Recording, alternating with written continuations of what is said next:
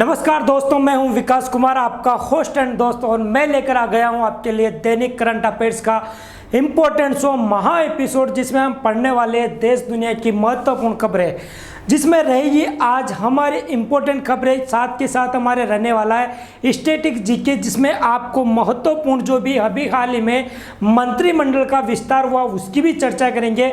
साथ के साथ में देश के किस प्रधानमंत्री की मौत हुई उसकी भी बात करेंगे। और जो भी अभी हाल ही में दैनिक समसामयिक में की घटनाएं घटित हुई है भारत में, राज्यों में और इंटरनेशनल लेवल में, उनकी भी चर्चा हम करने वाले हैं। तो रख हौसला, वो मंजर भी आएगा, प्यासे के पास चलकर समुद्र भी आएगा, यूं मायूस ना होकर बैठ मेरे मंजिल के मुसाफिर, मंजिल भी मिलेगी और मिलने का मजा भी आएगा। तो मैं करता हूं आपका श्री जी क्लासेज के ऑनलाइन प्लेटफॉर्म पर हार्दिक स्वागत। मैं हूं आपका होस्ट एंड दोस्त विकास कुमार, और हम पढ़ने वाले हैं आज का करंट अफेयर्स का सेशन। और एक बार इस सेशन को धमाकेदार आप सेशन को शेयर कर दीजिए और सभी साथियों को आप बुला लीजिए। जो भी आपकी मित्र मंडली है, social media platform XYZ, Telegram, WhatsApp, Facebook, जहां पर भी आपके ग्रुप्स बने हुए हैं, सभी मित्र मंडली को बुला लीजिए, सभी को सेशन शेयर कर दीजिए और बता दीजिए कि विकास सर का धमाकेदार सेशन, जो कि एक महा एपिसोड रहने वाला है आज का, जिसमें डिटेल से चर्चा करेंगे, स्टैटिक जीके की पार्ट करेंगे, महत्वपूर्ण दर्रों की बात करेंगे। सभी साथियों को ये शेयर कर दीजिए। PDF के लिए आपको कांटेक्ट करना है हमारी टीम से और हमसे कांटेक्ट कर लेना है। आपको डिटेल्स में चर्चा मिलेगी और PDF भी जरूर मिलेगी। हम करते हैं आज की मोटिवेशन लाइन, जो कि बनाएगी आपको इम्पोर्टेंट और महत्वपूर्ण आगे बढ़ने के लिए प्रेरित करेगी, आपका हौसला बढ़ाएगी, आपको आत्मविश्वास दिलाएगी, आने वाली सभी प्रतियोगी परीक्षाओं में आपको आगे बढ़ने के लिए प्रेरित करेगी। दिन भर मोटिवेशन के साथ रहना है, संघर्ष का साथी बनना है। आने वाले 3 से 4 महीने में आपके सभी एग्जाम्स आने वाले हैं, पटवार, पुलिस, XYZ, NTPC प्री और मेंस, सबकी आप तैयारी कर लीजिए। सभी साथियों को सेशन को शेयर कर लीजिए। इसी के साथ हम पढ़ते हैं आज की मोटिवेशन लाइन, जो कि आपके लिए रहने वाली है इम्पोर्टेंट। आज की मोटिवेशन लाइन है, शिक्षा वास्तव में सबसे बड़ी शक्तिशाली हथियार होती है। शिक्षा वास्तव में सबसे महत्वपूर्ण और शक्तिशाली हथियार है, जिसका उपयोग दुनिया को बदलने के लिए कर सकते हैं।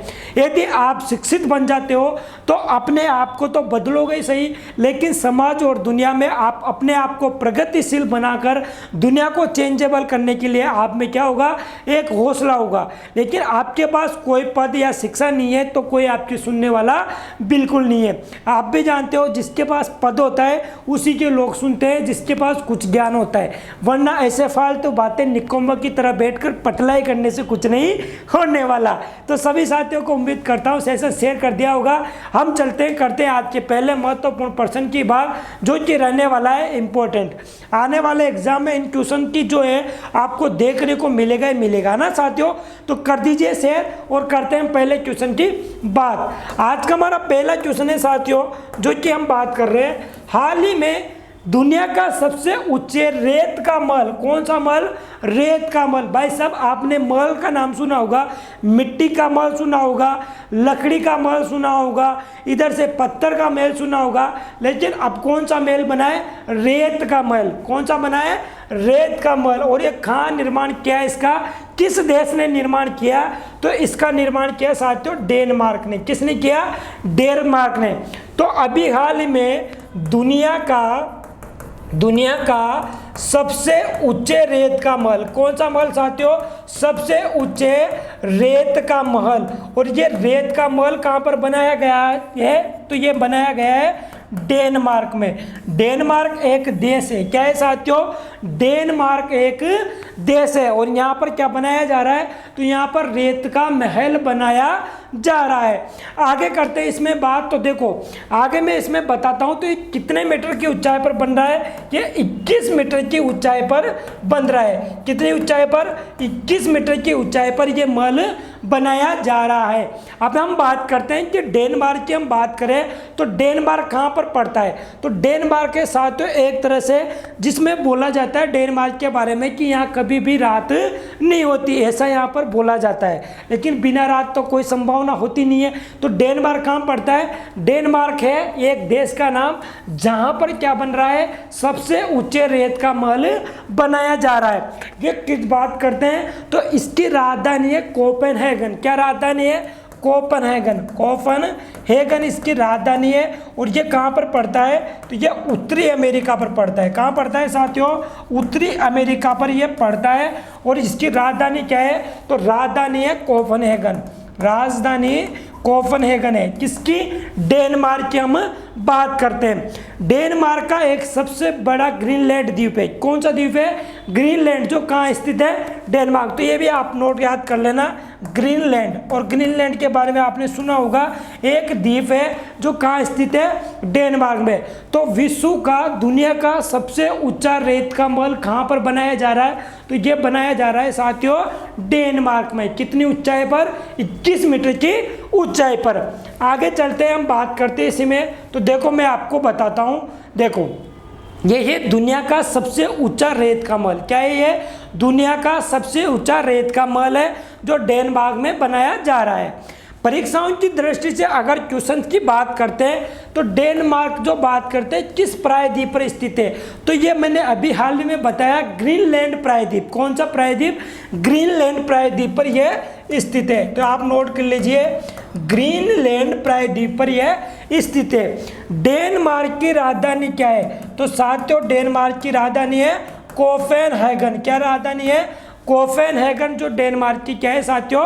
राजधानी है।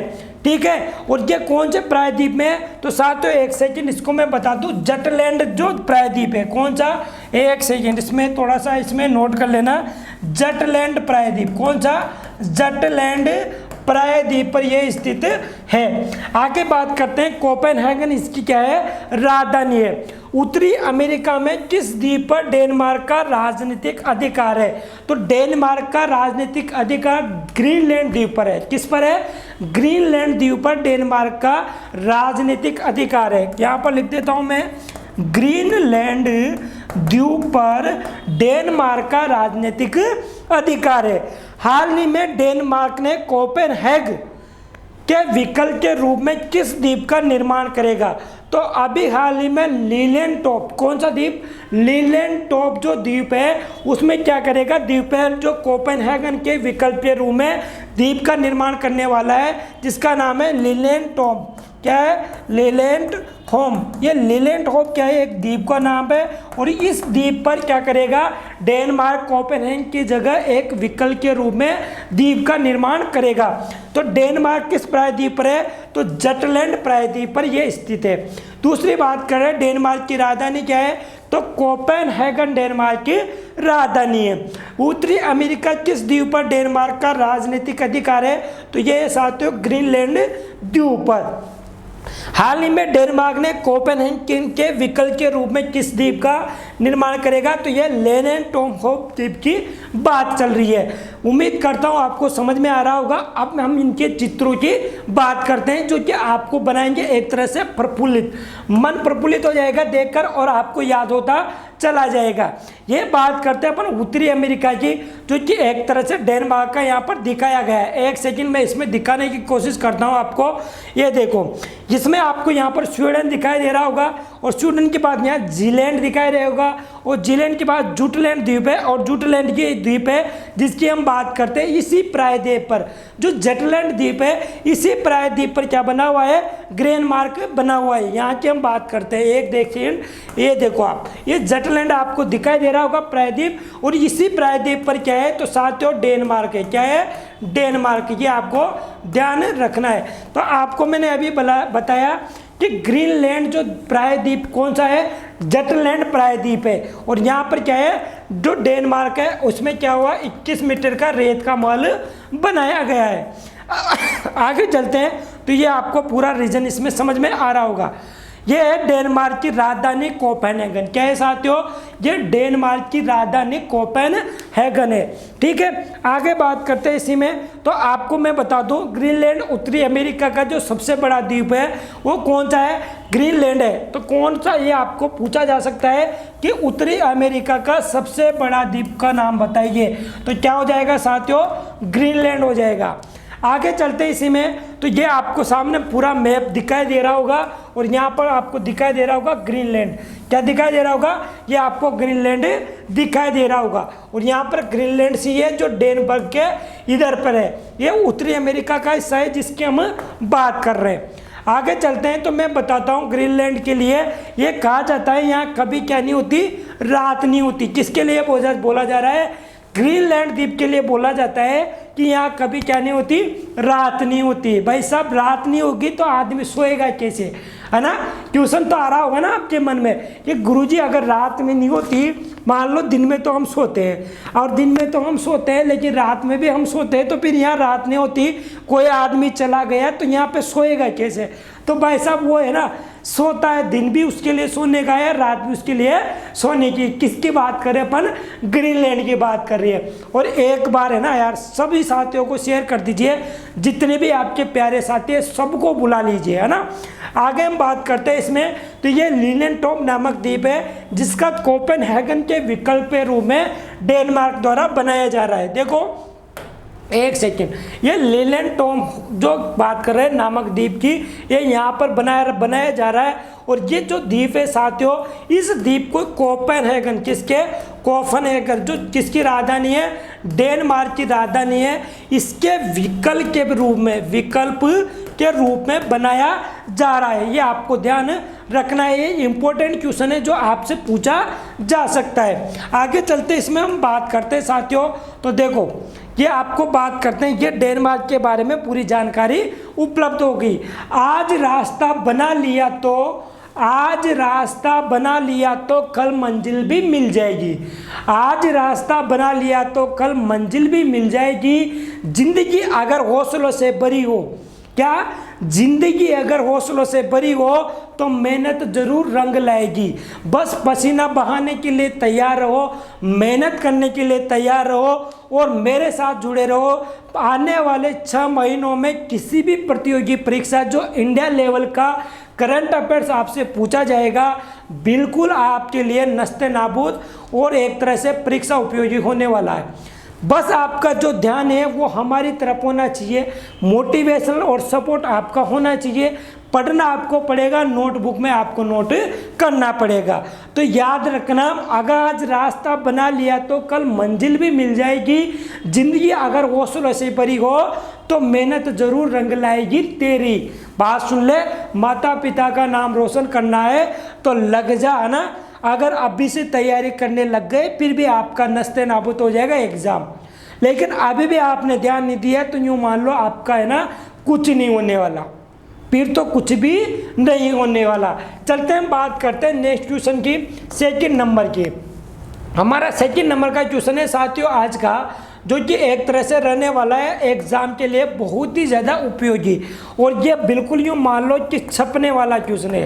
क्या साथियों? छपने वाला क्वेश्चन है। हाल ही में किस राज्य ने एक टाइगर कॉरिडोर विकसित करने की योजना बनाई है? कौन सा कॉरिडोर? तो एक टाइगर कॉरिडोर। अब एक टाइगर कॉरिडोर कौन सा राज्य बनाएगा? तो साथियों ये बनाएगा हमारो राजस्थान। कौन बनाएगा? मारो राजस्थान ये बनाएगा। टाइगर रिजर्व की हम बात करते हैं राजस्थान में, किसकी बात करते हैं? टाइगर रिजर्व की हम बात करते हैं। तो आपको अभी हाल ही में पता है रामगढ़ विसदारी जो राजस्थान का 4थे नंबर का टाइगर रिजर्व बनाया गया है। बूंदी में रामगढ़ विसदारी, है ना। और भारत का कौन से नंबर का है? तो 52वें नंबर का। याद करो, रामगढ़ विसदारी जो राजस्थान की बात करते हैं तो राजस्थान में कौन सा नंबर का? 4th नंबर का। और इंडिया में कौन से नंबर का साथियों? 52 नंबर का है। कहाँ का है? बूंदी, राजस्थान, है ना। बूंदी मतलब छोटी काशी की यहाँ पर बात हो रही है। रणथंभौर, रामगढ़धारी, विसदारी, सरिस्का और मुकंदरा हिल्स। कौन कौन सा? यहाँ पे लिख लो। देखो, रणथंभौर, रणथंभौर के बारे में आप जानते होंगे। रणथंभौर टाइगर रिजर्व जो कहाँ है, सवाई माधोपुर पे। कहाँ पर है, सवाई माधोपुर में। दूसरे की बात करते हैं रामगढ़ विसदारी, कौन सा है, रामगढ़ विसदारी। तीसरे की हम बात करते हैं साथियों तो कौन सा, मुकंदरा हिल्स। अब मुझे जल्दी से छाप दो कि ये मुकंदरा हिल्स कहाँ पर है। मुकंदरा हिल्स राजस्थान में कहाँ पर पड़ता है, जल्दी से कमेंट बॉक्स में छाप दो सारे रसगुल्ले, है ना। आगे हम बात करते हैं कौन सा है, सरिस्का। और सरिस्का कहाँ का है, तो सरिस्का कहाँ है साथियों, ये सरिस्का आपको कमेंट बॉक्स में बताना है। ये चारों क्या है, टाइगर रिजर्व है राजस्थान की। क्या है साथियों, टाइगर रिजर्व है राजस्थान की, ये आपको ध्यान रखना ही रखना है। तो एक टाइगर कॉरिडोर विकसित करने वाला कौन सा राज्य है, राजस्थान राज्य। कौन सा, नैया टाइगर रिजर्व रामगढ़ विसदारी, कौन से नंबर का, 4th नंबर का, इंडिया में 52 नंबर का, है ना। रणथंभौर, रामगढ़ विसदारी, मुकंदरा हिल्स और सरिस्का अभ्यारण्य, ये आपको ध्यान रखना है। आगे चले हम बात करते हैं महत्वपूर्ण प्रश्नों की। तो राजस्थान में सीएम है अशोक गहलोत, कौन है, सीएम अशोक गहलोत। राज्यपाल जो बात करते हैं कलराज मिश्र। विधानसभा की सीटें 200, लोकसभा की सीटें 25 और राज्यसभा की सीटें 10 है, ये आपको ध्यान रखना है।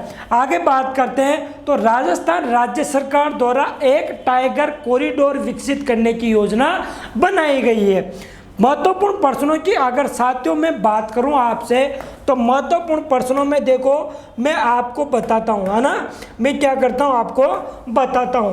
राजस्थान का चौथा टाइगर रिजर्व कौन सा है, जल्दी से कमेंट बॉक्स में छाप दो, कौन सा है, रामगढ़ विसदारी। कौन सा, रामगढ़ विसदारी। अरे रामगढ़ विसदारी कौन से नंबर का, 4th नंबर का। कहाँ पर, बूंदी। बूंदी क्या, छोटी काशी। कौन सी, काशी, तो छोटी काशी, है ना, छोटी काशी। और छोटी काशी में क्या बनाया गया, टाइगर रिजर्व बनाया गया। रामसर साइट, भाई साहब याद है, रामसर साइट की हम बात करते हैं तो आपको रामसर साइट के बारे में अच्छी तरह से ध्यान होगा, जिसकी हम बात करते हैं ईरान, याद है ईरान, रामसर साइट की हम बात करते हैं। तो यहाँ पर सांबर झील जो क्या है, एक रामसर साइट में आती है। कौन सी झील, रामसर साइट में कौन सी झील आती है, सांबर झील और केवला देव। कौन सा, केवला देव। कौन सा, केवला देव। अब मुझे आप एक प्रश्न का जवाब दे दो कि भारत में कितनी रामसर साइट है और नई रामसर साइट का नाम क्या है। रामसर साइट क्या होती है, एक आर्द्र भूमि, दलदली भूमि जो होती है साथियों, उसके संरक्षण के लिए रामसर साइट बनाई जाती है। ये ईरान से आई थी 1971 में, 2 फरवरी 1971 में, है ना। तो ईरान की रामसर साइट से ये आई थी। और रामसर साइट भारत में कितनी है, तो भारत में साथियों है 42। कितनी है, 42 रामसर साइट है भारत में। राजस्थान में 2, सांबर और केवला देव। 42 आई थी। नई कौन सी है, तो नई है साथियों तसोकर। तसोकर ये कहाँ पर है, तो ये है साथियों लद्दाख में। कहाँ पर है, लद्दाख में ये रामसर साइट है। ये 42वें नंबर की रामसर साइट है। कब आई थी, तो ये आई थी अभी हाल ही की बात करते हैं, नई रामसर साइट 42 नंबर की। और ये कहाँ से, ईरान से। कब, 2 फरवरी 1971। 2 फरवरी 1971, ये आपको ध्यान रखनी है। क्या होती है, तो ये होती है दलदली भूमि। क्या होती है साथियों, दलदली भूमि, आर्द्र भूमि जो होती है, इसके संरक्षण के लिए क्या बनाई जाती है, रामसर साइट बनाई जाती है। अगर समझ में आ रहा है तो एक बार कमेंट बॉक्स में छाप दो, गुरुजी समझ में आ रहा है और मज़ा आ रहा है पढ़ने में। आगे चलते हैं, जीनोम सीक्वेंसिंग वाला भारत का पहला राज्य। जीनोम सीक्वेंसिंग वाला भारत का पहला राज्य कौन सा है, तो मारो राजस्थान है। कौन है, मारो राजस्थान है। आगे बात करते हैं, जैव ईंधन नीति को लागू करने वाला भारत का पहला राज्य। जैव ईंधन नीति जो लागू करने वाला पहला राज्य कौन सा था, तो पहला राज्य भी राजस्थान है। कौन सा है साथियों, जैव ईंधन नीति जो लागू करने वाला 2018 में कौन था, राजस्थान। कौन था, राजस्थान। कब की गई थी, 2018 में। पक्षियों की स्वर्ग भूमि किसे कहा जाता है, भाई साहब छाप लेना राजस्थान वाले, है ना। राजस्थान वाले मेरे जो भी प्यारे बच्चे हैं पटवार पुलिस एग्ज़ाम देने जाते हैं, जिनके भी ट्यूशन आता है राजस्थान जीके का, वो छाप लेना पक्षियों की स्वर्ग भूमि केवलादेव राष्ट्रीय उद्यान को। किसको? केवलादेव राष्ट्रीय उद्यान को। और ये कहाँ है? भरतपुर में। कहाँ स्थित है? तो ये केवलादेव राष्ट्रीय उद्यान कहाँ स्थित है साथियों? भरतपुर में, जिसे पक्षियों की स्वर्ग भूमि भी कहा जाता है। अगर समझ में आया तो एक बार थम्स अप जरूर कर दो। आगे चलते हैं, इसी में देखो बताते हैं नेक्स्ट क्वेश्चन कौन कौन से है। नेक्स्ट क्वेश्चन है अंतर्राष्ट्रीय टाइगर दिवस कब मनाया जाता है? अंतर्राष्ट्रीय टाइगर दिवस मनाया जाता है 29 जुलाई को। कब मनाया जाता है? 29 जुलाई को टाइगर दिवस मनाया जाता है टाइगर संरक्षण को लेकर। किसको? टाइगरों के संरक्षण को लेकर अंतर्राष्ट्रीय टाइगर संरक्षण की लेकर अंतर्राष्ट्रीय टाइगर दिवस मनाया जाता है। कब मनाया जाता है? 29 जुलाई को मनाया जाता है। भारत में बाघ जनगणना के हिसाब से, भारत में बाघ जनगणना के हिसाब से बात करते हैं तो कुल कितने टाइगर है? भारत में कुल कितने टाइगर है? भारत में जो बात करते हैं बाघ जनगणना के हिसाब से तो कितने? 2967। कितने साथियों? 2967 है बाघ जनगणना के हिसाब से। और सबसे ज़्यादा कहाँ है? तो एमपी में 526। कितनी? 526। कितना? 526। अफ्रीका से चीतों को भारत में किस राष्ट्रीय उद्यान में विस्थापित किया जाएगा? तो याद है मैंने 10,000 साल पहले आपको क्लास में पढ़ाया था। क्या पढ़ाया था? ये पढ़ाया था कि अफ्रीका से 10 चीता मंगाए जा रहे हैं। 10 चीता में 5 तो चीता और 5 चीताएँ होगी। कब मंगाई जा रही है? नवंबर में मंगाई जा रही है। कहाँ पर आएगी? तो मध्य प्रदेश के कुनू नेशनल पार्क पे। कहाँ पर? तो ये विस्थापित कहाँ किया जाएगा? मध्य प्रदेश के कुनू नेशनल पार्क की हम बात करते हैं तो कुनू नेशनल पार्क में ये मंगाया जा रहा है। कितने भाई साहब? तो 10 चीताओं की बात कर रहे हैं। 10 चीता और चीताएँ दोनों इसमें शामिल होगी। तो आपको अंतर्राष्ट्रीय टाइगर दिवस 29 जुलाई, बाघ जनगणना 2967 जनसंख्या है, संख्या है इनकी, और एमपी में सर्वाधिक 526 है। बात करते हैं अफ्रीका से चीतों को भारत के किस राष्ट्रीय उद्यान में? तो कुनू नेशनल पार्क में। कहाँ पर? कुनू नेशनल पार्क में। आगे चलते हैं, बात करते हैं साथियों। तो मैं आपको इनको फोटो बताता हूँ। भाई साहब ये देखो आप, है ना, इसको देखो, शेर की तरह दहाड़ मार दो। एग्जाम आ रहा है तो शेर की तरह आप भी दहाड़ मार दो, जो होगा वो देखा जाएगा। या तो इस पार जाएंगे या फिर सीख कर जाएंगे, या तो इस पार जाएंगे या सीख कर जाएंगे। अरे रख हौसला, वो मंजर भी आएगा, प्यासी के पास चलकर समुंदर भी आएगा। मंजिल भी मिलेगी और मिलने का मज़ा भी आएगा। बस पढ़ने में कोई कमी नहीं होनी चाहिए। अगर आज पढ़ना स्टार्ट कर दिया, शेर की तरह दाढ़ मारना स्टार्ट कर दिया, 0 लेवल में होते हुए एग्ज़ाम तक आप सब सीख जाओगे और एग्ज़ाम क्वालिफाई कर जाओगे। बस मेहनत करने का जो जज्बा और हौसला है वो बिल्कुल आपका कम नहीं होना चाहिए। तो ये टाइगर रिजर्व है, 4 नंबर का रामगढ़ विस्तारी को बनाया गया है। ये देखो आपके सामने राजस्थान की रामसर साइटों की हम बात करते हैं तो ये देखो आप, ये देखो प्रमुख की बात करते हैं। ये जो बात कर रहे हैं साथियों, ये सांबर झील है, ये प्रमुख सांबर झील है। जो सांबर झील कहाँ पड़ती है? जयपुर की यहाँ पर पड़ती है ना। आगे तालछा पर जो अभ्यारण्य है, तालछा पर क्यों प्रसिद्ध है? आपको पता है तालछा पर काले हिरण पाए जाते हैं। काले हिरण कहाँ पाए जाते हैं? तालछा पर में। और तालछा पर कहाँ है? तो ये चूरू में साथियों ना। तालछा पर अभ्यारण्य के बारे में एग्जाम में बहुत ही ज़्यादा पूछा गया क्वेश्चन है। तो ये कहाँ स्थित है? चूरू में। लूणकरणसर जो बात करते हैं ये कहाँ है? बीकानेर में। लूणकरणसर बीकानेर में है। अब मुझे बता दो लूणकरणसर क्या है, किसी प्रकार की झील है, खारे पानी की है, मीठे पानी की है, ये मुझे बता दो आप जल्दी से कमेंट बॉक्स में। राजस्थान वाले, एक कावोद जैसलमेर में, पंचभद्रा बाड़मेर है। पंचभद्रा याद है आपको? पंचभद्रा बाड़मेर है। डीडवाना, कुचामन और डेगाना कहाँ पर? नागौर में। डीडवाना, डेगाना और कुचामन कहाँ है? नागौर में। ये नागौर है और नागौर में डीडवाना, डेगाना और कुचामन नागौर में स्थित है। क्या है अब ये मुझे क्या आप बता दो कि मीठे पानी खारे पानी की झीलों की बात करते हैं तो यहाँ पर राजस्थान की रामसर साइड में इनको उपयोग में लिया गया है। फलोदी आप जानते हुए जोधपुर में है ना, फलोदी कहाँ है, जोधपुर में। और ये मारो राजस्थान है, ये कौन सा है राजस्थान है, ये मेरा राजस्थान है जिसकी हम बात करते हैं। जिसको पता नहीं है फिर भी वो छाप लो, इधर मैं लिख देता हूँ।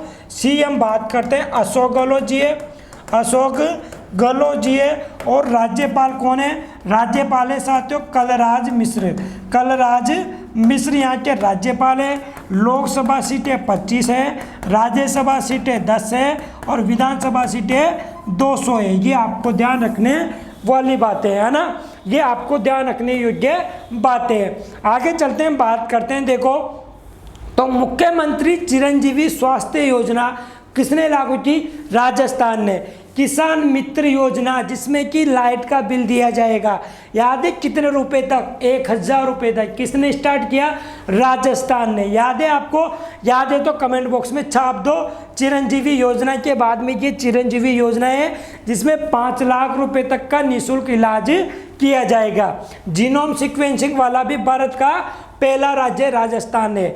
एशिया की जो बात करते हैं सबसे बड़ी पक्षियों की प्रजनन स्थली जो सारस है ना, सारस पक्षी जो आती है। और पक्षियों की जो हमने बात की थी, पक्षियों की स्वर्ग भूमि किसको बोला गया, केवला देव को बोला गया। विश्व बाघ दिवस की हम बात करते हैं तो कब मनाया जाता है, 29 जुलाई को मनाया जाता है। देश में बढ़ती बाघों की दहाड़ को देखते हुए देख लो आप कि 2018 में जो जनगणना हुई थी उसमें 2967, कितने साथियों, 2967 टाइगर थे।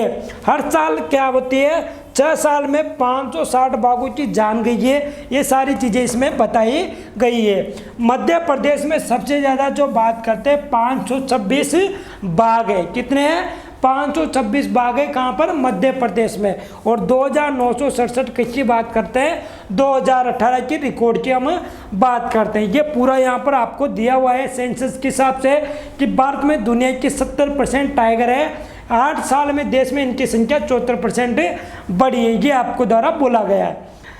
ये पूरा यहाँ पर दिखाया गया है आपके लिए टाइगर के बारे में। तो मध्य प्रदेश है, महाराष्ट्र में 312, मध्य प्रदेश के बाद में कौन आता है, कर्नाटक। मध्य प्रदेश के बाद में कौन आता है साथियों, कर्नाटक आता है। और कर्नाटक में कितने, 524 है, कितने, 524 कर्नाटक में। यह आपको ध्यान रखना है। इसमें देखो मैं और बताता हूँ, तो ये देखो आपको यह ध्यान रखना है, मध्य प्रदेश, कर्नाटक, उत्तराखंड, तमिलनाडु और महाराष्ट्र, इनमें इतनी संख्या है किसकी, टाइगर की हम बात कर रहे हैं।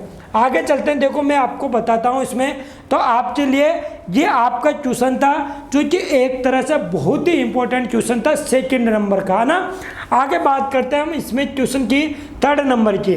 3rd नंबर का क्वेश्चन है साथियों हमारा, देखो अगर आप सीरियस होकर पढ़ रहे हो बिना बोरिंग हुए तो बिल्कुल मज़ा आने वाला है। बिल्कुल नोट करते जाओ और कोई भी प्रकार की समस्या हो तो कमेंट बॉक्स में बताते जाओ। हमारा क्वेश्चन है 6 जुलाई 2021 को किस देश के राष्ट्रपति को जोवेवल मोइस की उनके घर में घुसकर हत्या कर दी गई। अब भाई साहब राष्ट्रपति की भी क्या कर दी गई, घर में घुसकर हत्या कर दी गई, मतलब इनका क्या कर दिया गया, निपटारा कर दिया गया। किस देश की बात हो रही है, तो ये राष्ट्रपति का नाम है साथियों जोवेनल और मोइस। क्या नाम है, जोवेनल मोइस की हम बात करते हैं। और ये किस देश के थे, तो ये हैती देश के थे। कौन से देश के थे, तो हैती देश के थे। और हैती देश कहाँ पर पड़ता है, तो क्यूबा के पास में पड़ता है। क्यूबा क्या है, तो क्यूबा एक चीनी का कटोरा वाला देश है। कौन से कटोरा वाला, चीनी का कटोरा वाला देश है। तो क्यूबा के निकट ये पड़ता है और ये चीनी का कटोरा कहलाता है। क्या कहलाता है, चीनी का कटोरा कहलाता है। क्यूबा की राजधानी कहाँ है, तो क्यूबा की राजधानी है साथियों कहाँ पर, हवाना। हवाना इसकी राजधानी है। किसकी बात करते हैं अपन, क्यूबा की। तो ये जोवेनल मोइस की जो हत्या की गई घर में घुसकर, ये किस देश के राष्ट्रपति थे? तो ये हैती देश के राष्ट्रपति थे। कौन से देश के थे? हैती देश के राष्ट्रपति थे जोवेनल मोइस की हम बात करते हैं। आगे चलते हैं, इसमें बात करते हैं। तो ये तथ्यात्मक जानकारी है, ये आपके लिए तथ्यात्मक जानकारी है। ये है भाई साहब जिनकी क्या हो गया, निपटारा हो चुका है। इनका क्या हो गया? तो इनका भाई साहब निपटारा हो चुका है। इनकी देख लो आप, इनको देखो प्यारे से शक्ल की, ये राष्ट्रपति है जिनका नाम है जोवेनल मोइसी, और इनका क्या हो गया, निपटारा हो चुका है। आगे बढ़ते हैं, बात करते हैं आगे। ठीक है, देखो परीक्षा संबंधी इसमें से क्या क्या क्वेश्चन पूछे आपके लिए जा सकते हैं। तो आपसे पूछा जा सकता है साथियों, देखो पहला क्वेश्चन है, ओके, हाल में किस देश के बिटकॉइन को लीगल करेंसी घोषित कर दिया? तो अभी हाल में अल सल्वाडोर जो है, अल सल्वाडोर जो देश है, इसने क्या किया साथियों, तो बिटकॉइन को लीगल करेंसी के रूप में घोषित किया। बिटकॉइन क्या होती है? अदृश्य संपत्ति होती है, अदृश्य करेंसी होती है, मुद्रा होती है, जो कि एक तरह से क्या करती है, ऑनलाइन माध्यम से चलती रहती है। और इस बिटकॉइन को क्या कर दिया, लीगल करेंसी के रूप में घोषित कर दिया। और किसने किया? तो अल सल्वाडोर ने कर दिया। ये वापस से आप नोट कर लो अगर आपको दिखाई नहीं दिया। प्रवासी भारतीय दिवस 2021 के जो बात करते हैं, वो राष्ट्रपति जो बात करते हैं, मुख्य राष्ट्रपति या मुख्य अतिथि कौन थे? तो ये थे साथियों, प्रवासी दिवस कब मनाया जाता है ये मुझे बता दो। प्रवासी जो दिवस मनाया जाता है ये कब मनाया जाता है? ये तो मैं बता दूंगा कि जनवरी के महीने में मनाया जाता है। अब आप मुझे बता दो कि 9 जनवरी को मनाते हैं या 10 जनवरी को मनाते हैं। 2 ऑप्शन आपके लिए। आपकी लाइफ लाइन स्टार्ट होती है अब, और कमेंट बॉक्स में जल्दी से छाप दो कि भारतीय प्रवासी दिवस मनाया गया वो जनवरी के कौन से दिन पे मनाया गया था। और ये बनाया गया था, तो इसमें मुख्य अतिथि थे सूरीनाम देश के राष्ट्रपति, और जिनका नाम था चंद्रिका प्रसाद। कौन थे साथियों? वो थे चंद्रिका प्रसाद। और इनको क्या बनाया गया था? मुख्य अतिथि बनाया गया था। क्यूबा के राष्ट्रपति कौन है? तो मिगेल दियाज कैनल। कौन है साथियों? मिगेल दियाज कैनल। और मिगेल दियाज कैनल की हम बात करते हैं तो ये क्या है साथियों? तो ये क्यूबा के नए राष्ट्रपति है। और मिगेल दियाज कैनल क्यूबा के राष्ट्रपति है। क्यूबा को चीनी का कटोरा कहा जाता है, हवाना इसकी राजधानी है। आगे चलते हैं, बात करते हैं इसी में। तो देखो आपको मैं बताता हूँ, ये बिटकॉइन करेंसी की हमने बात की, जो इसको लीगल करेंसी के रूप में घोषित किया गया अल सल्वाडोर देश के द्वारा। ये देखो प्रवासी भारतीय दिवस की बात करते हैं, सूरीनाम के राष्ट्रपति चंद्रिका प्रसाद जी की हम बात करते हैं, जिनको मुख्य अतिथि बनाया गया था। यह है बिटकॉइन जो कि एक करेंसी है। प्रवासी भारतीय दिवस के बारे में आपको बताना है। क्यूबा के नए राष्ट्रपति मिगेल दियाज कैनल। कौन है? मिगेल दियाज कैनल इनका नाम है। बस ये हमारा क्वेश्चन था। आगे चलते हैं, बात करते हैं नेक्स्ट क्वेश्चन की। नेक्स्ट क्वेश्चन के बारे में हम चर्चा करने वाले हैं साथियों। नेक्स्ट क्वेश्चन की हम बात करते हैं ना, ये आपको दिख नहीं रहा होगा, ये देखें, एक सेकेंड। 8 जुलाई 2021 को किस राज्य के पूर्व मुख्यमंत्री सिंह, जिसका नाम है वीरभद्र सिंह, भाई साहब अभी हाल में वीरभद्र सिंह जी का निधन हो गया। और ये किस राज्य के पूर्व मुख्यमंत्री थे, इनके द्वारा आपको पूछा जा रहा है। तो साथियों ये हिमाचल प्रदेश के पूर्व मुख्यमंत्री थे। कहाँ के? तो वीरभद्र सिंह की हम बात करते हैं। वीरभद्र सिंह जो कि क्या है, हिमाचल प्रदेश के पूर्व मुख्यमंत्री थे। पूर्व मुख्यमंत्री थे, चीफ मिनिस्टर थे। और इनका क्या हो गया? निधन हो गया। इनका क्या हो गया साथियों? निधन हो गया। ठीक है, हिमाचल प्रदेश के ये थे। अब ये क्या थे साथियों? ये 6 बार क्या बने थे? मंत्री बने थे। 6 बार मुख्यमंत्री बने थे। और ये उद्योग मंत्री थे। क्या थे? तो ये 6 बार तो इन्होंने क्या बने थे? सीएम बने थे और ये क्या थे, उद्योग मंत्री थे। क्या थे साथियों, उद्योग मंत्री थे। और इनका जो बात करते हैं, वीरभद्र सिंह जो पूर्व क्या थे, मुख्यमंत्री थे, इनका क्या हो गया, निधन हो गया। मुझे हिमाचल प्रदेश के बारे में कुछ बताना है तो आप बता सकते हो हिमाचल प्रदेश के बारे में। जल्दी से मुझे बता दो कि आपको याद होगा रोहतांग दर्रा, याद है आपको, रोहतांग दर्रा जो सुरंग है लेह से मनाली तक जाती है, उस सुरंग का नाम क्या रख दिया है और कितने किलोमीटर की वो सुरंग है। जल्दी से कमेंट बॉक्स में छाप दो यदि आपको याद है तो, ये आपको याद है तो जल्दी से कमेंट बॉक्स में छाप दो। आगे बात करते हैं तो ये इनको अलविदा कर दो, टाटा बाय बाय कर दो, ये अलविदा हो गए वीरभद्र सिंह जी। 1934 में इनका जन्म हुआ था और 2021 में इनको क्या होगी, मृत्यु हो गई इनकी। जो क्या थे, हिमाचल प्रदेश के थे। 5 बार सांसद और 9 बार विधायक और 6 बार मुख्यमंत्री ये बने थे। तो बात करते हैं, 5 बार तो ये सांसद थे, 9 बार विधायक बने थे और 6 बार मुख्यमंत्री बने थे। किनकी बात करते हैं, वीरभद्र सिंह जी की हम बात करते हैं। तो ये भी इनके बारे में बहुत अच्छी जानकारी है जो कि वीरभद्र सिंह जी के द्वारा मतलब इनकी मृत्यु हो गई है। अब हम बात करते हैं परीक्षा प्रतियोगी परीक्षाओं के हिसाब से आने वाले महत्वपूर्ण प्रश्नों की जो आने वाले एग्जाम में आपके लिए इम्पोर्टेंट रहने वाले हैं। हम बात करते हैं, हमारा आज का जो इम्पोर्टेंट प्रश्न है उसमें पहला प्रश्न है, हाल ही में किस राज्य की पहली राजस्व मंत्री गौरी अम्मा का निधन हो गया है। तो साथियों अभी हाल ही में जो गौरी अम्मा थी उनका मात्र 104 साल की उम्र में क्या हो गया, निधन हो गया। तो कितनी साल की उम्र में, मात्र 104 साल की उम्र में इनका निधन हो गया। और ये गौरी अम्मा क्या थे, तो ये राजस्व मंत्री थी केरल की। कहाँ की थी, तो ये केरल की राजस्व मंत्री थी जिनका 104 साल में क्या हो गई, मृत्यु हो गई है। तो ये राज्य की पहली राजस्व मंत्री गौरी अम्मा का हाल ही में निधन हो गया है। हाल ही में किस देश के पूर्व प्रधानमंत्री अनिरुद्ध जगन्नाथ जी का निधन हो गया है। तो ये अनिरुद्ध जो जगन्नाथ जी थे इनका कहाँ पर निधन हो गया, तो ये मॉरिशस के क्या थे, प्रधानमंत्री थे।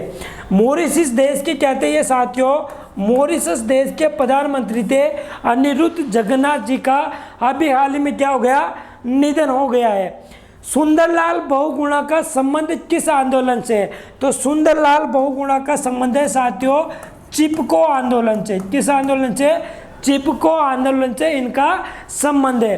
ठीक है, आगे हम बात करते हैं देश की, अभी हाल ही में हम आगे बात करते हैं देश की पहली महिला क्रिकेटर कमेंटेटर जिनका हाल ही में क्या हो गया, निधन हो गया। तो इनका नाम है साथियों चंद्रा नायडू। क्या नाम है इनका, चंद्रा नायडू, जिनका अभी हाल ही में क्या हो गया, इनका भी निधन हो गया। ये देश की पहली महिला क्या थी, कमेंटेटर थी। कमेंटेटर क्या होता है, जो बोलते हैं ना, कमेंट्री करते हैं, क्रिकेट मैच आता है और क्रिकेट मैच में जब लाइव देखते हो तो जो कमेंट्री करते हैं, बोलने वाले होते हैं, उन्हें बोला जाता है कमेंटेटर। और वो पहली महिला थी देश की चंद्रा नायडू, जिनका भी क्या हो गया, निधन हो गया। सुंदरलाल बहुगुणा का संबंध चिपको आंदोलन से है, उत्तराखंड के ये थे। और याद है भागीरथी नदी पर क्या हो रहे थे, भागीरथी नदी पर जो बांध बना हुआ है टिहरी बांध, जब टिहरी बांध बनाया जा रहा था तो वृक्ष काटे जा रहे थे और उन्हीं वृक्षों की रक्षा के लिए चिपको आंदोलन चलाया गया था सुंदरलाल बहुगुणा के द्वारा। और खेजल्ली आंदोलन के बारे में आपको पता होगा, अमृता देवी वैष्णव, क्या अमृता देवी वैष्णव जो जोधपुर की थी, एक वो चिपको आंदोलन था। ठीक है, आगे चलते हैं, हम बात करते हैं इसमें महत्वपूर्ण प्रश्नों की साथियों। तो हमारे और भी महत्वपूर्ण प्रश्न है, निधन हो गया जिनका नाम था चंद्रा नायडू। रोहतांग सुरंग का नया नाम क्या है, तो रोहतांग सुरंग का नया नाम है साथियों अटल सुरंग। और ये अटल सुरंग कहाँ पर है, तो ये हिमाचल प्रदेश में है, लेह से मनाली को जोड़ेगी। किसको जोड़ेगी, लेह से मनाली को जोड़ेगी। और इसकी लंबाई है 9.02 किलोमीटर। कितनी लंबाई है इसकी, तो इसकी लंबाई है 9.02 किलोमीटर। सतलज नदी किस दर्रे से भारत में प्रवेश करती है? सतलज नदी सिपकिला दर्रे से, किस दर्रे से? सिपकिला दर्रे से भारत में प्रवेश करती है। सबसे ऊंचा क्रिकेट स्टेडियम, सबसे ऊंचा क्रिकेट स्टेडियम कौन सा है? तो सबसे ऊंचा क्रिकेट स्टेडियम की हम बात करते हैं धर्मशाला क्रिकेट स्टेडियम हिमाचल प्रदेश में। कहाँ पर? धर्मशाला क्रिकेट स्टेडियम हिमाचल प्रदेश में स्थित है। 100% LPG गैस कनेक्शन वाला राज्य कौन सा बना है? तो साथियों हिमाचल प्रदेश। कौन सा राज्य? हिमाचल प्रदेश 100% क्या हो गया? LPG गैस कनेक्शन वाला, गैस सिलेंडर वाला राज्य बन गया है। आगे बात करते हैं तो केंद्रीय आलू अनुसंधान केंद्र की हम बात करते हैं। कौन सा अनुसंधान? तो आलू अनुसंधान केंद्र। साथियों आलू अनुसंधान केंद्र है जो कहाँ खोला गया है? तो ये हिमाचल प्रदेश के शिमला में। कहाँ पर? तो हिमाचल प्रदेश के शिमला में ये खोला गया है आलू अनुसंधान केंद्र। आगे हम बात करते हैं नेक्स्ट क्वेश्चन की। तो ये आपको पता है KR गौरी अम्मा का निधन हो गया है और ये अम्मा क्या थी? राजस्व मंत्री थी। केरल की आयरन लेडी के नाम से भी इनको जाना जाता है और इनका क्या हो गया? निधन हो गया है। ये कौन है? ये मॉरिशस के प्रधानमंत्री है जिनका नाम है अनिरुद्ध जगन्नाथ और इनका भी क्या हो गया साथियों? निधन हो गया। इनका क्या नाम है? अनिरुद्ध जगन्नाथ इनका नाम है और ये कहाँ के PM थे? मॉरिशस के ये PM थे। मॉरिशस के ये क्या थे साथियों? PM थे और इनका भी क्या हो गया? निधन हो गया है। आगे बात करते हैं साथियों, ये है सुंदरलाल बहुगुणा। क्या नाम है इनका? सुंदरलाल बहुगुणा है जो कि चिपको आंदोलन से इनका संबंध है और इनका भी क्या हो गया? निधन हो गया है। पर्यावरण विद इनका जो थे, इनका निधन 21 मई 2021 को हुआ था। कब हुआ था? 21 मई 2021 को इनका निधन हुआ था और 1927 में इनका जन्म हुआ था। जो देश की पहली महिला क्रिकेटर कमेंटेटर थी चंद्रा नायडू, जिनका भी क्या हो गया साथियों? निधन हो गया है। ये देश की पहली महिला क्या थी? कमेंटेटर थी, है ना। ये अटल टनल की हम बात करते हैं और ये अटल टनल जो सबसे लंबी सुरंग है 9.02 किलोमीटर की, लेह से मनाली को जोड़ेगी और ये हिमाचल प्रदेश में जो कि रोहतांग सुरंग थी जिसका नाम क्या रख दिया? अटल सुरंग नाम रख दिया। अटल रोहतांग टनल दुनिया की सबसे ऊंचाई पर बनी सुरंग है जिसकी हम बात कर रहे हैं। ये आपको दिखाई दे रही होगी सतलज नदी। कौन सी नदी दिखाई दे रही है? ये सतलज नदी है। अगर हम भारत के प्रमुख दर्रों की बात कर रहे हैं, किसकी बात कर रहे हैं साथियों? भारत के प्रमुख दर्रों की हम बात करना चाहें तो आपके लिए भारत के प्रमुख दर्रों में सबसे ज़्यादा जरूरी है तो पहले हम बात करते हैं जम्मू कश्मीर में। ये जम्मू कश्मीर वाला पार्ट है, इधर POK वाला पार्ट है, पाक ऑक्युपाइड कश्मीर, जो नल्ला पाकिस्तान के अधिकृत कश्मीर है ना। हम बात करते हैं जम्मू कश्मीर के प्रमुख दर्रों की। तो जम्मू कश्मीर में काराकोरम दर्रा, बुर्जिला दर्रा, पीर पंजाल दर्रा और जोजिला दर्रा। कौन कौन सा दर्रा है जम्मू कश्मीर में? पीर पंजाल दर्रा, काराकोरम दर्रा, बुर्जिला दर्रा और जोजिला दर्रा। आगे अगर नीचे चले थोड़ा सा तो ये आ गया हिमाचल प्रदेश। क्या आ गया साथियों? हिमाचल प्रदेश आ गया। और अभी हाल ही में हिमाचल प्रदेश की हमने बात की तो रोहतांग दर्रा, जिसका अटल सुरंग टनल बनाया गया है, रोहतांग दर्रा, बारालाचा दर्रा, सिपकिला दर्रा और ये तीनों दर्रे कहाँ पर स्थित है? तो ये हिमाचल प्रदेश में स्थित है। कहाँ पर स्थित है साथियों? तो ये हिमाचल प्रदेश में स्थित है। बारालाचा दर्रा, सिपकिला दर्रा और रोहतांग दर्रा। थोड़ा सा नीचे चलते ही अपना आ जाता है उत्तराखंड। क्या आ जाता है? यहाँ पर आ जाता है UK, उत्तराखंड। और उत्तराखंड में कौन कौन से दर्रे हैं? तो नीति, लिपुलेख और माना। लिति, लिपुलेख और मारा दर्रा जो कहाँ स्थित है, ये उत्तराखंड में स्थित है। तो जम्मू कश्मीर में तो काराकोरम, बुजिला, पीर पंजाल और जोजिला दर्रा है। उसके नीचे हिमाचल प्रदेश में बारालाचा, शिवकिला, रोहतांग दर्रा स्थित है। उसके नीचे आते हैं अपन तो उत्तराखंड में कौन सा है, तो उत्तराखंड में नीति, लिपुलेख और मारा दर्रा है। आगे अगर साथियों बात करते हैं यहाँ पर ये छोटा सा राज्य, ये कौन सा है, सिक्किम है। कौन सा है, तो ये साथियों सिक्किम। और सिक्किम की बात करते हैं तो इसमें नाथुला दर्रा और जेलेपला दर्रा, कौन सा दर्रा, नाथुला दर्रा और जेलेपला दर्रा स्थित है। इसके बाद यहाँ पर है अपना अरुणाचल प्रदेश। क्या है साथियों, ये अरुणाचल प्रदेश है। इस अरुणाचल प्रदेश के दर्रे की हम बात करते हैं तो बोमडिला दर्रा जो कि एग्जाम में आपसे पूछा जाता है।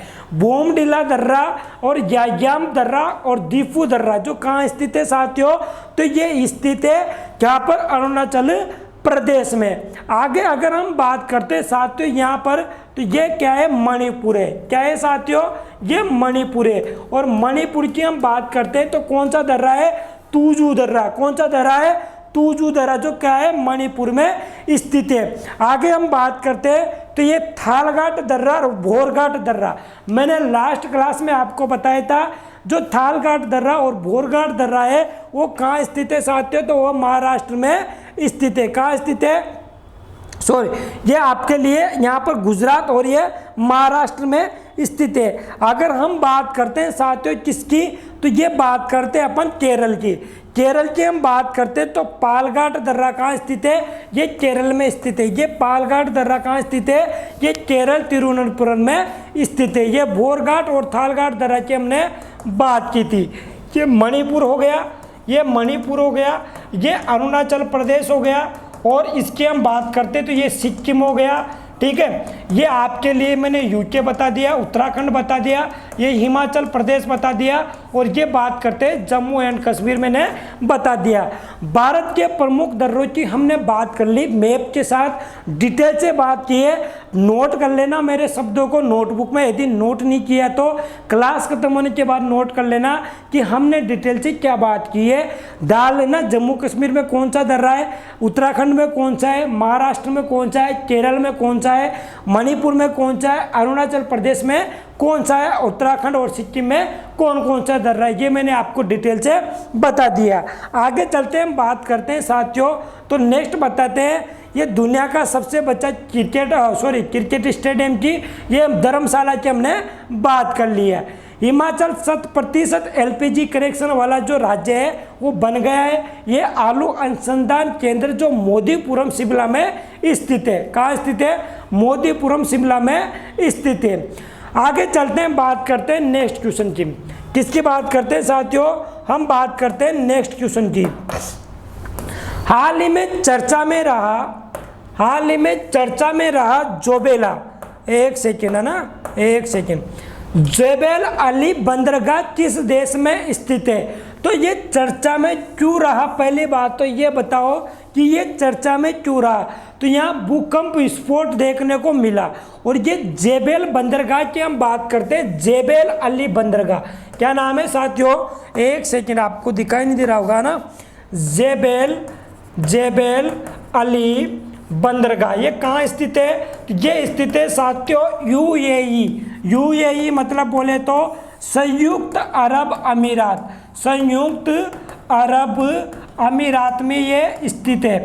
ये क्यों इसमें ये रहा, चर्चा का विषय इसलिए रहा क्योंकि यहाँ पर क्या हुआ, भूकंप विस्फोट हुआ। क्या हुआ, भूकंप विस्फोटक हुआ, और इसी के कारण ये क्या रहा, चर्चा का विषय रहा। जेबेल अली बंदरगाह कहाँ स्थित है, संयुक्त अरब अमीरात में स्थित है। आपको पता है दुबई का यूएई क्यों प्रसिद्ध है, यूएई आपको पता है, यूएई के द्वारा मंगल मिशन, होप मिशन, कौन सा मिशन साथियों, होप मिशन भेजा जाएगा। कौन सा मिशन, मंगल मिशन, जो कि होप मिशन भेजा जाएगा। मुझे ये बता दो इम्पोर्टेंट क्वेश्चन में कि ये किस किस को याद है, किस किस को याद है होप मिशन। तो जेबेल अली बंदरगाह की हम बात करते हैं, संयुक्त अरब अमीरात के द्वारा ये संयुक्त अरब अमीरात में स्थित है। आगे चलते हैं, महत्वपूर्ण प्रश्नों की हम बात करते हैं। तो होप मिशन का संबंध किससे है, देश से है। होप मिशन का संबंध किस देश से, तो ये किस देश से साथियों, यूएई, संयुक्त अरब अमीरात से इसका संबंध है। अरे आज रास्ता बना लिया तो कल मंजिल भी मिल जाएगी। जिंदगी अगर हौसलों से भरी होगी तो मेहनत जरूर रंग लाएगी, और रख हौसला वो मंजर भी आएगा, पैसे के पास चलकर समुद्र भी आएगा। यूँ मायूस ना होकर बैठ मंजिल के मुसाफिर, मंजिल भी मिलेगी और मिलने का मज़ा भी आएगा। तो एक बार धमाकेदार सेशन को शेयर कर दो, सभी साथियों को जोड़ लो, जो भी भाग रहे उनको वापस बुला लो और बता दो कि अच्छा सेशन चल रहा है और पढ़ने में मज़ा आ रहा है और समझ में आ रहा है। तो एक बार कमेंट बॉक्स में छाप दो थम्स अप करके। आगे चलते हैं, अरब जगत का पहला परमाणु संयंत्र कौन सा है, तो बरा का जो परमाणु संयंत्र है, कौन सा साथियों, बरा का परमाणु संयंत्र, ये अरब जगत का पहला परमाणु संयंत्र है। तो नोट कर लेना, बरा का परमाणु संयंत्र। T20 विश्व कप 2021 कौन सा, T20 विश्व कप 2021 का आयोजन भारत और यूएई, कहाँ पर, भारत और यूएई में आयोजित किया जाएगा, भारत और यूएई में आयोजित किया जाएगा। ठीक है, आगे चलें। ICC international cricket council, ICC international cricket council का मुख्यालय कहाँ स्थित है, तो ये स्थित है साथियों दुबई में। कहाँ स्थित है, दुबई में। मुझे ये बता दो कि आईसीसी की स्थापना कब हुई थी, आईसीसी की स्थापना कब हुई थी और इसके अध्यक्ष कौन है, जल्दी से कमेंट बॉक्स में आप छाप दो। नेक्स्ट क्वेश्चन है, 2020 में लेबनान के बेरूत में किसका विस्फोट हुआ था, तो ये आपसे पूछा जा रहा है, जो लेबनान के बेरूत में 2020 में किसका विस्फोट हुआ था, तो अमोनियम सल्फेट का, किसका, अमोनियम सल्फेट का विस्फोट हुआ था। कब, 2020 में लेबनान के बेरूत में जो कि किसका विस्फोट हुआ था, अमोनियम सल्फेट का विस्फोट हुआ था। आईसीसी का हेडक्वार्टर कहाँ है, दुबई में है। स्थापना 1909 में हुई थी। अध्यक्ष कौन है, ग्रेग बर्कले, कौन अध्यक्ष है, ग्रेग बर्कले इसके अध्यक्ष है आईसीसी के। और बीसीसीआई के कौन है, तो सौरव गांगुली, कौन है, सौरव गांगुली। भारत का बीसीसीआई की हम बात करें तो इसका वानखेड़े स्टेडियम हेडक्वार्टर है, मुख्यालय कहाँ है, वानखेड़े स्टेडियम मुंबई की हेडक्वार्टर है। आगे चलते हैं, हम बात करते हैं साथियों। तो देखो आप, ये होप मिशन है जो कि संयुक्त अरब अमीरात के द्वारा भेजा जाएगा। आगे हम बात करते हैं, तो ये होप मिशन के बारे में यहाँ पर दिया हुआ है, ये सारी चीज़ें आपको देखने को मिलेगी। ये संयुक्त अरब अमीरात की हम बात करते हैं। T20 वर्ल्ड कप 2021 का आयोजन कहाँ किया जाएगा, तो ये किया जाएगा साथियों कहाँ पर, इंडिया और यूएई में। आगे बात करते हैं, इंटरनेशनल क्रिकेट काउंसिल की हमने डिटेल से बात कर ली। स्थापना 1909 में, ग्रेग बर्कले अध्यक्ष है, दुबई में इसका हेडक्वार्टर है। चलते हैं, बात करते हैं नेक्स्ट की। ये आपके लिए ये बता दो, ये जो विस्फोट हुआ था, जो विस्फोट हुआ था साथियों लेबनान में, अमोनियम सल्फेट के कारण विस्फोट हुआ था, वहाँ की ये चित्र है। आगे बात करते हैं नेक्स्ट क्वेश्चन के।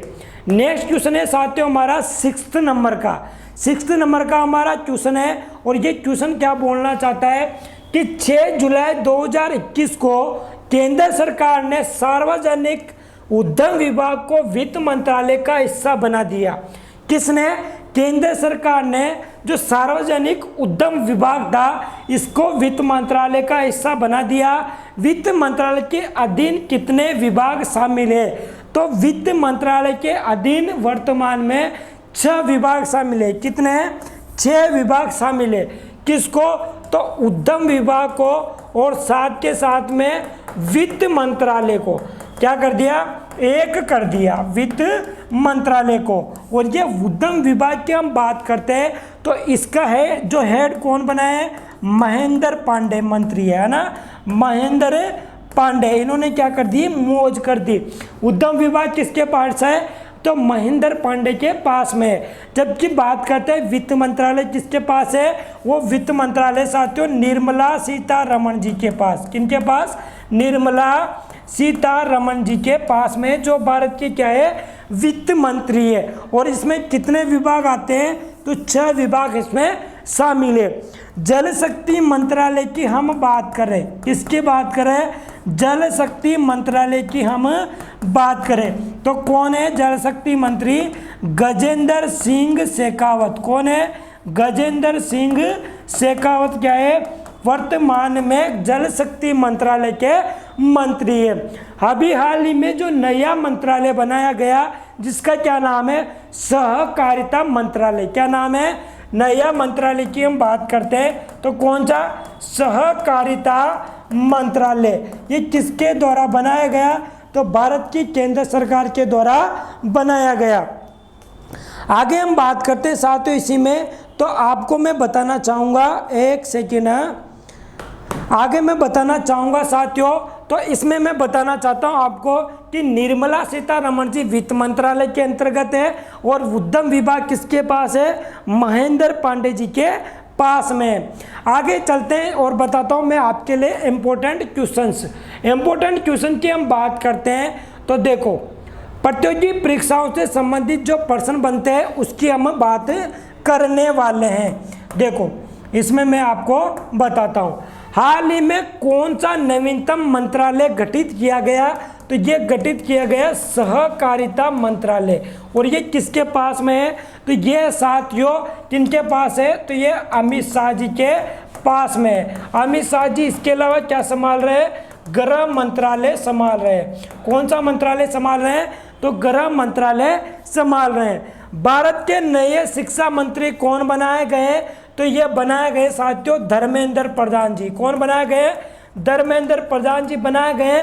और किनकी छुट्टी हो गई, रमेश पोखरियाल निशंक जी की छुट्टी हो गई है। क्या हो गई है, रमेश पोखरियाल निशंक जी की छुट्टी हो गई है। इनकी जगह कौन आए, तो धर्मेंद्र प्रधान जी आए।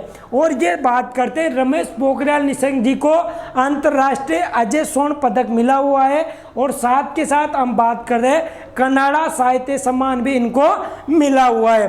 भारत के नए नागरिक उड्डयन मंत्री कौन बनाए गए हैं, तो उड्डयन की बात करते हैं। अब कौन उड़ेंगे, वो उड़ेंगे दल बदल कानून वाले ज्योतिरादित्य सिंधिया। कौन उड़ेंगे, तो ज्योतिरादित्य सिंधिया की हम बात करते हैं तो इनको क्या दिया गया है, उड्डयन मंत्रालय दिया गया है। भारत के रेल मंत्री कौन बनाए गए हैं, भाई साहब ये तो आप जल्दी से मुझे बता दो कि भारत के नए रेल मंत्री कौन बने हैं। और छुट्टी हो गई है पीयूष गोयल जी की, रेल मंत्रालय से किसकी छुट्टी हो गई, पीयूष गोयल जी की छुट्टी हो गई है। जो बात करते हैं अश्विनी वैष्णव, कौन साथियों, अश्विनी वैष्णव जी क्या बनाए गए, वैष्णवी वैष्णव जी बनाए गए हैं भारत के नए रेल मंत्री। भारत के नए खेल मंत्री की हम बात करते हैं तो खेल मंत्री कौन बनाए गए, तो ये बनाए गए हैं साथियों अनुराग ठाकुर जी। कौन बनाए गए, अनुराग ठाकुर जी क्या बनाए गए हैं, भारत के नए खेल मंत्री बनाए गए हैं। भारत के नए स्वास्थ्य मंत्री भाई साहब हर्षवर्धन जी की भी इसमें छुट्टी हो गई। डॉक्टर हर्षवर्धन सिंह जी की क्या हो गई, छुट्टी हो गई स्वास्थ्य मंत्रालय से। और अब कौन बन गए साथियों, मनसुख मांडविया जी। कौन बन गए, मनसुख मांडविया जी क्या बन गए, मनसुख मांडविया जी क्या बन गए साथियों, नए स्वास्थ्य मंत्री बन गए भारत की। क्यों, क्योंकि कोविड-19 में क्या हुआ, हर्षवर्धन जी जो क्या है माहौल को संभाल नहीं पाए और माहौल को संभालने कौन आए, मनसुख भाई आए। कौन आए, मनसुख मांडविया जी आए। आगे चलते हैं और बात करते हैं भारत में सर्वाधिक बजट किस वित्त मंत्री द्वारा प्रस्तुत किया गया। बताओ, भारत में सर्वाधिक प्रस्तुत किया गया मोरारजी देसाई के द्वारा। किनके द्वारा, मोरारजी देसाई के द्वारा सर्वाधिक टाइम्स में बजट पेश करने का रिकॉर्ड है। अब मुझे ये बता दो कि कितनी बार इन्होंने बजट पेश किया था। ऑप्शन है 7, 8, 9 और 10 सब जल्दी से कमेंट बॉक्स में बता दो कि जो बात करते हैं मोरारजी देसाई ने सर्वाधिक बजट पेश किया तो कितनी बार इन्होंने बजट पेश किया था। 7, 8, 9 और 10 जल्दी से कमेंट बॉक्स में चाप दो। भारत में पहला बजट किस वित्त मंत्री द्वारा प्रस्तुत किया गया? तो के सरमुखम के द्वारा। किनके द्वारा? के सरमुखम जी के द्वारा। के सरमुखम जी के द्वारा ये भारत का पहला बजट वित्त मंत्री द्वारा प्रस्तुत किया गया था। और 10 बार इन्होंने क्या किया था? बजट प्रस्तुत किया गया था मोरारजी देसाई के द्वारा, जो भारत का सर्वाधिक रिकॉर्ड इनके नाम है। वर्तमान में वित्त मंत्री कौन है? तो निर्मला सीतारमण जी वर्तमान में वित्त मंत्री है। अब हम बात करते हैं अभी हाल में जो मंत्री बनाए गए हैं उनके एक बार अपन फिर से क्या करते हैं? रिवीजन कर लेते हैं। नागरिक उड्डयन मंत्री कौन बनाए गए हैं? तो ज्योतिरादित्य सिंधिया जी क्या बनाए गए हैं? नागरिक उड्डयन मंत्री बनाए गए हैं। इस्पात मंत्री की हम बात करते हैं साथियों, तो इस्पात मंत्री कौन बनाए गए हैं? तो रामचंद्र प्रसाद सिंह। कौन बनाए गए हैं? तो रामचंद्र प्रसाद सिंह जी को क्या बनाया गया है? इस्पात मंत्री बनाए गए हैं। जबकि रेल मंत्री की बात की भी हाल ही में हमने, तो अश्विनी वैष्णव। कौन साथियों? अश्विनी वैष्णव जो रेल मंत्री, संचार मंत्री, इलेक्ट्रॉनिक्स सूचना प्रौद्योगिकी मंत्री बनाए गए। खाद्य प्रसंस्करण उद्योग मंत्री की बात करते हैं तो पशुपति कुमार पारस जी को बनाया गया है। जल शक्ति मंत्रालय गजेंद्र सिंह शेखावत जी के पास है। कानून और न्याय मंत्रालय किरण रिजिजू जी के पास में। किसके पास में? किरण रिजिजू जी के पास में। जो कानून मंत्रालय वो किसके पास है? किरण रिजिजू जी के पास में है। विद्युत मंत्री की हम बात करते हैं। विद्युत मंत्री और ऊर्जा मंत्री कौन बनाए गए? राजकुमार सिंह जी बनाए गए। कौन बनाए गए? राजकुमार सिंह जी विद्युत मंत्री और ऊर्जा मंत्री बनाए गए। पेट्रोलियम और प्राकृतिक गैस मंत्री कौन बनाए गए? तो हरदीप सिंह पुरी। ये क्या करेंगे? पेट्रोल की रेट को बढ़ाएंगे। क्या करेंगे? पेट्रोल की रेट को बढ़ाएंगे। तो पेट्रोलियम और प्राकृतिक गैस मंत्री और आवास और शहरी मामलों के मंत्री कौन बनाए गए हैं? हरदीप सिंह पुरी जी को बनाया गया है। आगे अगर बात करते हैं साथियों नेक्स्ट मंत्रालयों की, तो स्वास्थ्य और परिवार कल्याण मंत्री। स्वास्थ्य और परिवार कल्याण मंत्री की हम बात करें तो अभी हाल में मैंने बताया कि मनसुख मंडाविया जी को बुलाया गया है, हर्षवर्धन जी की छुट्टी कर दी गई है। तो मनसुख मंडाविया जी को बनाया गया है, स्वास्थ्य और कल्याण मंत्रालय इनको दिया गया है। पर्यावरण वन और जलवायु परिवर्तन मंत्री की हम बात करते हैं, ये किन्हें बनाया गया है? तो भूपेंद्र यादव जी को बनाया गया है पर्यावरण और जलवायु परिवर्तन मंत्री। मत्स्य पालन और डेयरी मंत्री। मत्स्य पालन और डेयरी मंत्री पुरुषोत्तम भाई साहब को बनाया गया है। किनको? पुरुषोत्तम रूपाला जी को यह मंत्रालय दिया गया है। संस्कृति मंत्री, पर्यटन मंत्री और पूर्वोत्तर क्षेत्र के विकास मंत्री की हम बात करते हैं तो ये कौन बनाए गए हैं? अनुराग सिंह ठाकुर जी। कौन साथियों? अनुराग सिंह ठाकुर जी इसमें बनाए गए। भारत के रक्षा मंत्री राजनाथ सिंह जी है सही। गृह मंत्री की बात करते हैं तो अमित शाह है सही। सड़क एवं परिवहन मंत्री, सड़क का मंत्रालय कौन संभालेंगे? नितिन जयराम गडकरी जी जो क्या संभालेंगे? सड़क परिवहन मंत्री और राजमार्ग मंत्री बनाए गए हैं। वित्त मंत्री की हमने बात की तो वित्त मंत्री कौन बनाए गए हैं? निर्मला सीतारमण जी जो वित्त मंत्री है भारत की, है ना। आगे हम बात करते हैं साथियों नेक्स्ट मंत्रालय जिनकी हम बात कर रहे हैं कृषि एवं कल्याण मंत्रालय। तो किसान आंदोलन चल रहा है और किसान आंदोलन में किसने भाग ले रहे हैं? सिंह तोमर। कौन? नरेंद्र सिंह तोमर। और नरेंद्र सिंह तोमर क्या है साथियों? कृषि एवं किसान कल्याण मंत्री है। विदेश मंत्री एस सुब्रमण्यम जयशंकर। एस जयशंकर सुब्रमण्यम जी को विदेश मंत्री बनाया गया है। जनजातीय मामलों के मंत्री कौन है? अर्जुन मुंडा जी जनजातीय मामलों के मंत्री है। महिला एवं बाल विकास मंत्री की हम बात करते हैं तो कौन है? स्मृति जुबिन ईरानी।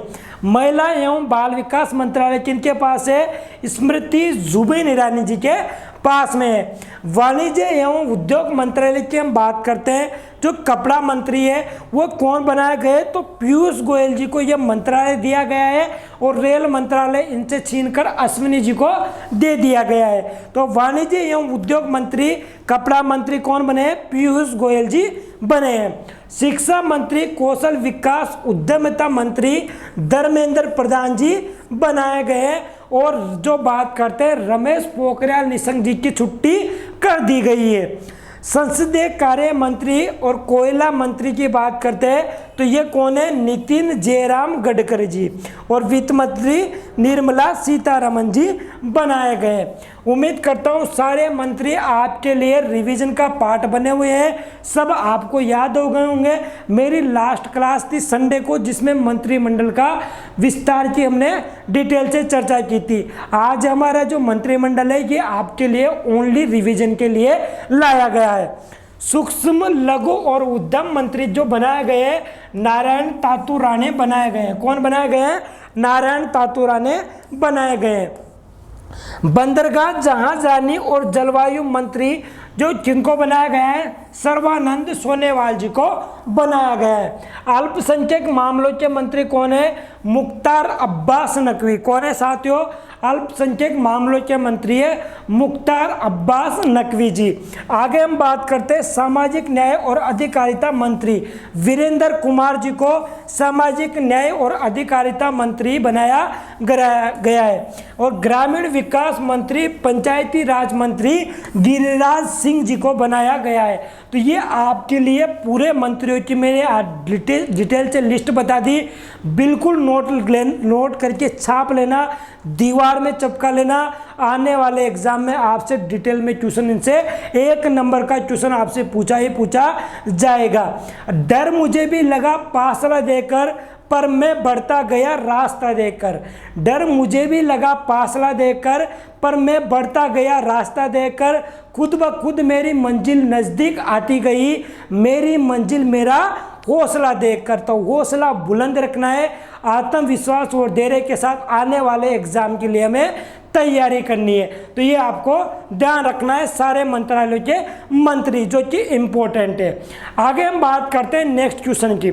नेक्स्ट क्वेश्चन है साथियों हमारा आज का, नेक्स्ट क्वेश्चन है रायतू भरोसा चैतन्य यात्रा। भाई साहब देखो, क्वेश्चन का नाम भी आप देख लो क्या है, रायतू भरोसा चैतन्य यात्रा जागरूकता अभियान किस राज्य से संबंधित है।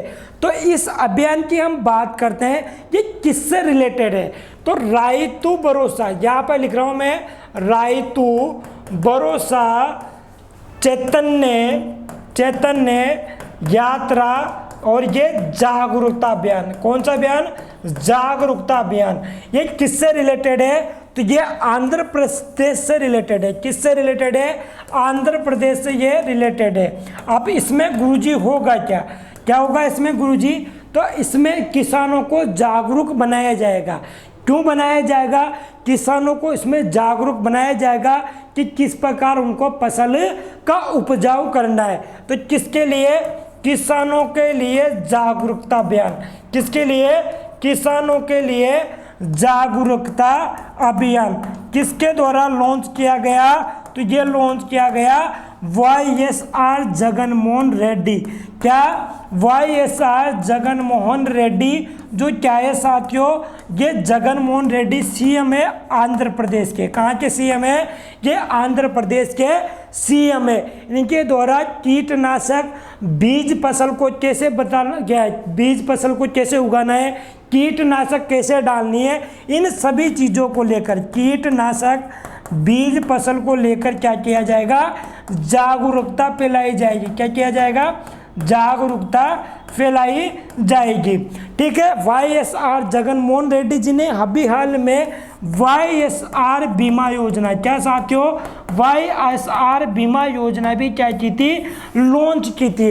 ये भी आपको ध्यान रखना है कि YSR बीमा योजना कहाँ की है, तो ये भी आंध्र प्रदेश की है किसानों के लिए। आगे अगर हम बात करते हैं साथियों, तो ये किसान योजना के अंतर्गत आती है। किसके अंतर्गत आती है, किसान योजना के अंतर्गत आती है और जिसका नाम है राइतु भरोसा चैतन्य या जागरूकता अभियान, जो कि किससे संबंधित है, अभी जो आंध्र प्रदेश से संबंधित है। जगन्नाथपुरी कथामृतम चैतन्य महाप्रभु की रथ यात्रा में सहभाग, इस तरह का ये इसमें दिया हुआ है। प्रतियोगी परीक्षाओं से रिलेटेड अगर क्वेश्चंस की हम बात करते हैं तो हाल ही में सीएम ऑफ द ईयर का अवार्ड किसने जीता था, तो ये भी भाई साहब जगन मोहन रेड्डी ने जीता था। किन्होंने जीता था? जगन मोहन रेड्डी जी ने जीता था सीएम ऑफ द ईयर का अवार्ड। ये कहाँ के सीएम है? ये आंध्र प्रदेश के सीएम है। हाल ही में किसने माउंट किलिमंजारो फतेह करने वाली एशिया की सबसे छोटी लड़की का खिताब जीत लिया है? ये किनके द्वारा जीता गया है, ये आपको कमेंट बॉक्स में बताना है कि हाल ही में किसने माउंट किलिमंजारो फतेह करने वाली एशिया की सबसे छोटी लड़की का खिताब जीत लिया है। आगे बात करते हैं, पीएम किसान योजना के तहत किस जिले को राष्ट्रीय पुरस्कार से सम्मानित किया गया है? ये किया गया साथियों पीएम 24 फरवरी 2019। कब? 24 फरवरी 2019 को ये अनंतपुर, कौन सा? अनंतपुर जो जिला है ये आंध्र प्रदेश का जिला है, जिसे पीएम किसान योजना 24 फरवरी 2019 की हम बात करते हैं तो इसे राष्ट्रीय पुरस्कार से सम्मानित किया गया है। कौन सा जिला है? तो अनंतपुर आंध्र प्रदेश का ये जिला है। ठीक है, आगे चलें। और इसमें क्या किया जाता है? पीएम किसान योजना में 2000 रुपये की 3 किस्तें, क्या साथियों? 2000 रुपये की 3 किस्तें उपलब्ध कराई जाती है। और इसी राशि को डबल करने वाला कौन बन गया? पश्चिम बंगाल बन गया। कौन बन गया? ममता दीदी बन गई। आगे चलते हैं, हम बात करते हैं इसी में। तो महत्वपूर्ण प्रश्नों में देखो मैं आपको बताता हूँ, कनिंग रत्न पुरस्कार से सम्मानित भाई साहब जो बात करते हैं विश्व जो चंद्रभूषण है, विश्व चंद्रभूषण की हम बात करते हैं, जो कि क्या है? आंध्र प्रदेश के क्या है? राज्यपाल है। इनको कलिंग रत्न पुरस्कार दिया गया है। और ये कलिंग वर्ड कहाँ का है? ये उड़ीसा का है। कहाँ का है साथियों? उड़ीसा का है। और ये किनको दिया गया है? विश्व चंद्रण भूषण जी को कनिंग रत्न पुरस्कार से सम्मानित किया गया है। आंध्र प्रदेश तेलंगाना से कब अलग हुआ?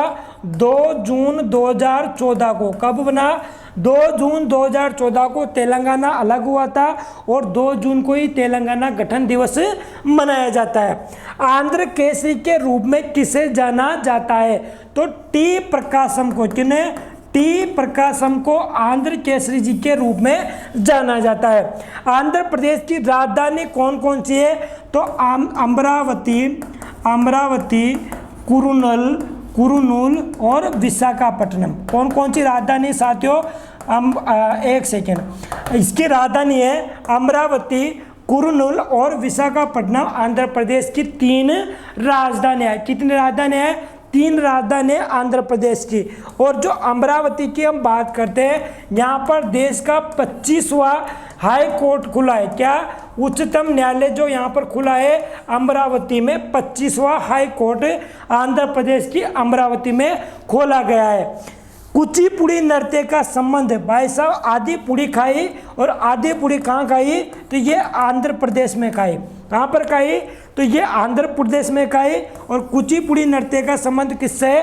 तो ये किससे है साथियों? आंध्र प्रदेश से इसका संबंध है। आगे हम बात करते हैं इसी में, तो इसमें हम बात करते हैं, ये गवर्नर है आंध्र प्रदेश के विश्व चंद्र हरिश्चंद्र, जिनको कलिंग रत्न अवार्ड दिया गया है। माउंट किलिमंजारो की हम बात करते हैं, जहाँ पर वो बच्ची चढ़ी थी उसका नाम आपको बताना है कि इनका नाम क्या है। ये आपके ऊपर है, कमेंट बॉक्स में इसका जवाब देना है। 12 लाख किसानों को नुकसान जो बात करते हैं पीएम किसान योजना के तहत हुआ, ये है टी प्रकाशम, जिनकी हमने अभी हाल ही में बात की। और ये क्या थे? टी प्रकाशम की हमने बात की थी साथियों। तो ये क्या थे? आंध्र केसरी के रचयिता थे। ये देखो तेलंगाना पर जो सहमति बनी थी, ये 30 जुलाई की खबर है। और ये आपको ध्यान रखना है 2 जून 2014 को तेलंगाना अलग हो गया था, है ना। आगे चलते हैं, हम बात करते हैं। तो ये आंध्र प्रदेश की 3 राजधानियाँ हैं, विशाखापट्टनम, अमरावती और कुरुनूल। ये 3 राजधानियाँ हैं। कुचिपुड़ी ये भारतीय नृत्य जो कहाँ का है साथियों, ये है साथियों आंध्र प्रदेश का। बात करते हैं हम नेक्स्ट क्वेश्चन की। नेक्स्ट क्वेश्चन है हमारा, हाल ही में किस राज्य सरकार ने खुद का एक ओवर द टॉप, भाई साहब बहुत ही ज़्यादा इंपॉर्टेंट क्वेश्चन है, ओवर द टॉप की हम बात करते हैं। खुद का एक over the top platform, over the top OTT, जिसका नाम क्या है, ओवर द टॉप प्लेटफॉर्म। और ये किस राज्य ने क्या किया है, अपने आप का खुद का प्लेटफॉर्म बनाया है। तो साथियों ये प्लेटफॉर्म बनाया है केरल राज्य ने। केरल राज्य ने ये ओवर द टॉप प्लेटफॉर्म बनाया है। किसके लिए बनाया है, तो ये मलयालम के जो एक्टर्स होते हैं, किनके लिए, जो मलयालम मूवी के जो एक्टर्स होते हैं, उन एक्टर्स की जो मूवियाँ होती है साथियों, उनकी जो मूवीज़ होती हैं, उन मूवीज़ को क्या करेंगे, एक तरह से इस पर लेकर आएंगे, मूवीज़ को क्या करेंगे, इस पर लेकर आएंगे।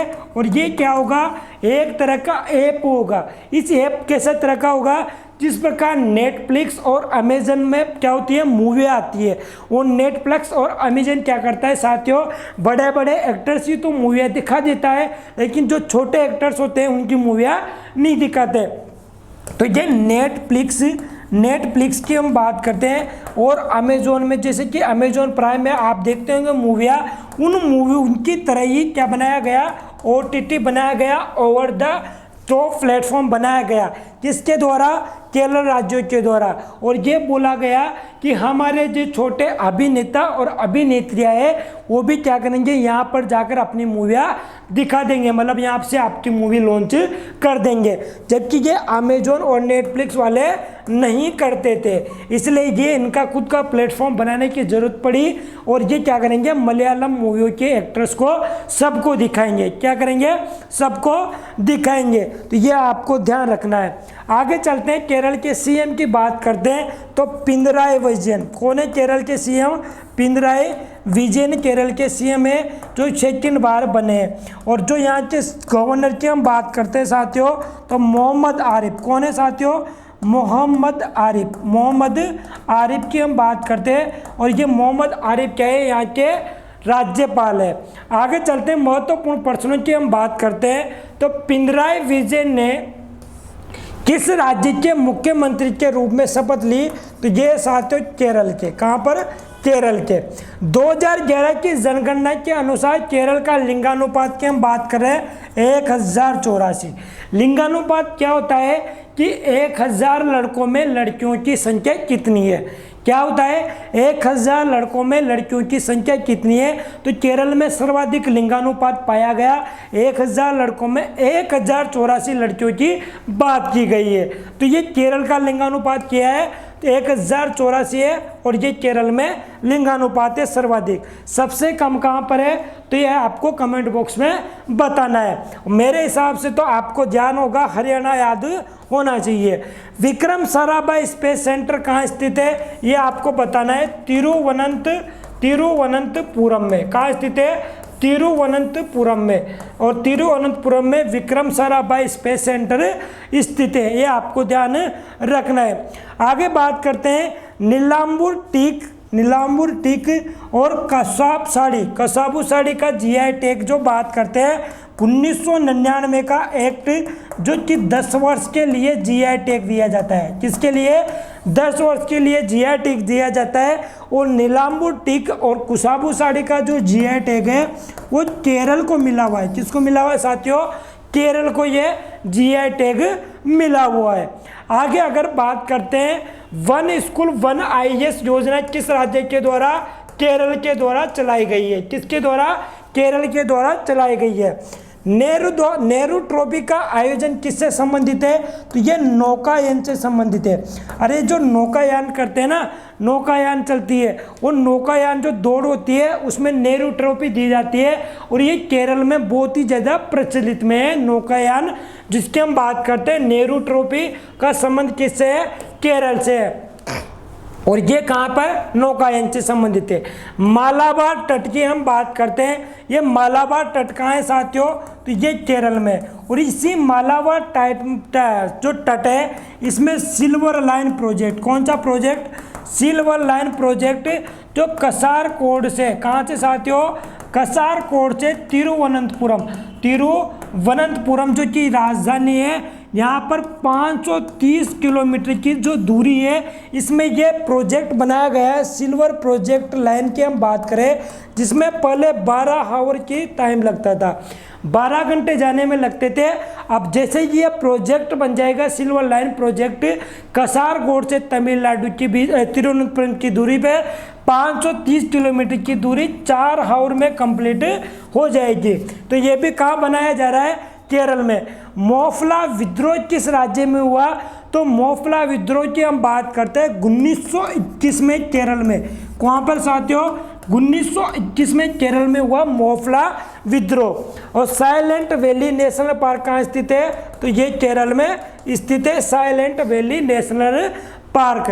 तो silent valley, Periyar national park, ये कहाँ स्थित है, केरल में स्थित है। उम्मीद करता हूँ आपको सारी चीज़ें समझ में आई होगी।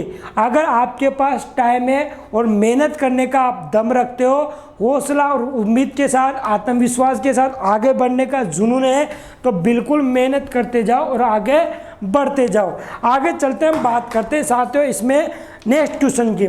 नेक्स्ट क्वेश्चन है हमारा आज आज का। उससे पहले ये पिनराई विजयन है, केरल के सीएम है, ठीक है, ये आपको ध्यान रखना है। ये आपके लिए Indian space research organisation Vikram Sarabhai space centre की बात करते हैं, तो ये तिरुवनंतपुरम में स्थित है, ये आपको ध्यान रखना है। वंदन स्कीम भी यहाँ की है। और नेहरू ट्रॉफी जो बोट की बात करते हैं, ये देखो आपको मैंने बोला ना, नौकायान से, ये इस तरह से क्या करते हैं, नौकायान पे क्या करते हैं, प्रतिस्पर्धा होती है। और एक तरह से ये नेहरू ट्रॉफी का जो प्रतिस्पर्धा कहाँ होती है, ये केरल में होती है ना, ये एक तरह की रेस होती है। ये नेहरू ट्रॉफी से संबंधित है, बोट रेसिंग, ये आपको ध्यान होगा। अगर केरल की हम बात करते हैं तटीय मैदानों की, तो आपको पता है केरल का ये पार्ट है, ये मालाबार तट आपको दिखाई दे रहा होगा। और तमिलनाडु की हम बात करते हैं तो आपको इधर दिखाई दे रहा होगा। ये केरल की और तमिलनाडु की हम बात करते हैं, एक तरह से बहुत ही ज़्यादा इंपॉर्टेंट ये हिस्सा, ये आपको ध्यान रखना है। ये कोरामंडल तट है, ये मालाबार तट है। आगे चलते हैं, बात करते हैं नेक्स्ट क्वेश्चन की। उससे पहले मोफला विद्रोह 1921 को हुआ था, ठीक है। ये साइलेंट वैली नेशनल पार्क है, जो कहाँ स्थित है, केरल में स्थित है। 9th क्वेश्चन की हम बात करते हैं साथियों, तो 9th क्वेश्चन है हमारा इम्पोर्टेंट क्वेश्चन है, जो भी एक तरह से बहुत ही ज़्यादा इम्पोर्टेंट है। केरल में कौन कौन से नाट्य प्रसिद्ध है, तो कथकली और जो बात करते हैं मोहिनीअट्टम, कथकली और मोहिनीअट्टम कहाँ का नृत्य है, ये केरल के नृत्य हैं। 4 से 5 जुलाई 2021 को भारतीय नौसेना की हम बात करते हैं, तो इतालवीय नौसेना के साथ, किसके साथ, इतालवीय नौसेना के साथ एक समुद्री सैन्याभ्यास किया। ये कहाँ पर किया था, ये किया था साथियों टायरालियन सागर पे। कहाँ किया था, तो ये टायरालियन सागर पे किया था, टायरालियन सागर पे ये किया था। अगर बात करते हैं इसमें किसने भाग लिया था, तो ये भारतीय नौसेना ने भाग लिया था इटालवी नौसेना के साथ। तो भारतीय नौसेना के साथ इटालवीय नौसेना की हम बात करते हैं। इसमें किसने लिया, भारत की तरफ से INS तेवर ने इसमें भाग लिया था। तबर जो जहाज था, इसने भारत की तरफ से भाग लिया था, INS तबर जहाज ने। और ये नौसेना अभ्यास किया गया था 4-5 जुलाई को। टायरालियन सागर की हम बात करते हैं, टायरालियन सागर की हम बात करते हैं, यहाँ पर यह युद्ध अभ्यास हुआ था। तो आपको पता है इंडियन नेवल एकेडमी, जो इन्होंने क्या किया था, इन्होंने इसमें भाग लिया था। महत्वपूर्ण अगर प्रश्नों की हम बात करें, तो इसमें देखो तथ्यात्मक जानकारी थी जो आपको याद रखनी है। महत्वपूर्ण प्रश्नों में जो बात करते हैं, ये बहुत ही इंपॉर्टेंट है साथियों, जो कि स्टील फास्ट डिफेंडर जो 21 हुआ था, स्टील फास्ट डिफेंडर जो 2021 जो सैन्य अभ्यास हुआ था, ये नाटो के देशों के द्वारा किया गया था। नॉर्थ अटलांटिक ट्रीटी ऑर्गेनाइजेशन, क्या, नॉर्थ अटलांटिक ट्रीटी ऑर्गेनाइजेशन, जो 1949 को बनाया गया था USA के द्वारा। और इसका हेड क्वार्टर कहाँ है, इसका हेडक्वार्टर है ब्रुसेल्स बेल्जियम में। कहाँ पे साथियों? ब्रुसेल्स बेल्जियम में इसका हेडक्वार्टर है। ये आपको ध्यान रखना है। स्ट्रीट फाइटर डिफेंडर 21 सैन्य अभ्यास जो की बात करते हैं नाटो 1949 में इसकी स्थापना हुई थी और ये अभ्यास किया गया था नाटो के देशों के द्वारा। वज्र प्रहार की हम बात करते हैं तो भारत और यूएसए के बीच में, किसके बीच में? भारत और यूएसए के बीच में वज्र प्रहार सैन्य अभ्यास हुआ था।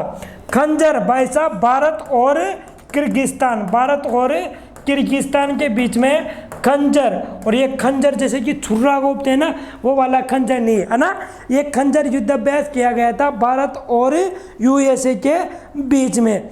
और सी ब्रेज की हम बात करते हैं, ये यूक्रेन के बीच में हुआ था। यूक्रेन और किसके बीच में हुआ था? तो यूक्रेन और नाटो के बीच में हुआ था। जो नाटो के देश है इनके बीच हुआ था। सी ब्रिज 2021 की बात करते हैं। इटली की राजधानी जो बात करते हैं रोम। इटली की राजधानी क्या है? रोम। कहाँ पर है? तो यह साथियों टाइबर नदी के किनारे। कहाँ पर है? टाइबर नदी के किनारे ये स्थित है इटली की राजधानी रोम। मुझे बता दो इटली की राजधानी रोम है तो जो बात करते हैं वर्ल्ड फूड प्रोग्राम की हम बात करते हैं, FAO की हम बात करते हैं और WE की बात करते हैं तो WEP की बात करते हैं, जिसकी क्या है हेडक्वार्टर भी कहाँ है? इसका हेडक्वार्टर भी कहाँ है? ये इटली रोम में है, जिसको शांति का नोबेल पुरस्कार 2020 में मिला था। और जो बात करते हैं FAO की तो FAO की आपको बताए साथियों world food and agriculture organisation, जिसकी स्थापना 16 अक्टूबर 1945 को हुई थी। कब हुई थी? 16 अक्टूबर 1945 को इसकी स्थापना हुई थी। ये स्ट्रीट फाइटर सैन्य अभ्यास है जो नाटो के देशों के द्वारा शुरू किया गया है। और जो ये अभ्यास किया गया था ना साथियों, इसकी हम बात कर रहे हैं, ये टाइलियन सागर में, इसमें ब्रह्मोस मिसाइल भी लगाई गई थी। आगे चलते हैं। देखो ये आपको पता है इंडिया और यूएस के बीच में वज्र प्रहार हुआ था हिमाचल प्रदेश में। खंजर युद्ध भारत और किर्गिस्तान के बीच में खंजर युद्ध अभ्यास हुआ था। ये आपको ध्यान रखना है ये सारी चीज़ें, है ना। आगे चलते हैं तो रोम इटली की राजधानी है, टाइबर नदी के किनारे यह स्थित है। हमारा आज का लास्ट क्वेश्चन है 10th नंबर का, और 10वें नंबर का क्वेश्चन क्या बोलना चाहता है देखना, नोट करना। ये बहुत ही ज़्यादा इम्पोर्टेंट क्वेश्चन है, बिल्कुल ये चप सकता है। तो धैर्य के साथ पढ़ते रहिए, आत्मविश्वास के साथ आप पढ़ते रहिए। और सेशन को शेयर नहीं किया है तो सबको एक बार शेयर कर दीजिए। चलते हैं, बात करते हैं हाल ही में किसे हम्बोल्ट रिसर्च अवार्ड, कौन सा award? Humboldt research award, Humboldt research award, ये अवार्ड से किसे सम्मानित किया गया है? तो ये कौशिक बसु को सम्मानित किया गया है। किनको सम्मानित किया गया है? तो ये कौशिक बसु को सम्मानित किया गया है। ये हम्बोल्ट रिसर्च जो बात करते हैं जर्मनी का पुरस्कार है। और ये बात करते हैं ये पूर्व मुख्यमंत्री भी थे, ये पूर्व मुख्यमंत्री की कहते हैं आर्थिक सलाहकार, आर्थिक ये सलाहकार थे। और ये आर्थिक सलाहकार हैं, इन्हें हम्बोल्ट रिसर्च अवार्ड दिया गया है। ठीक है, आगे चलते इसी में। तो अभी हाल ही में जो 17 मई को बात करते हैं सूखा रोकथाम दिवस मनाया गया था। कब मनाया गया था? 17 मई को मनाया गया था। उसी के अंतर्गत ये हम्बोल्ट रिसर्च अवार्ड से सम्मानित किए गए हैं कौशिक बसु।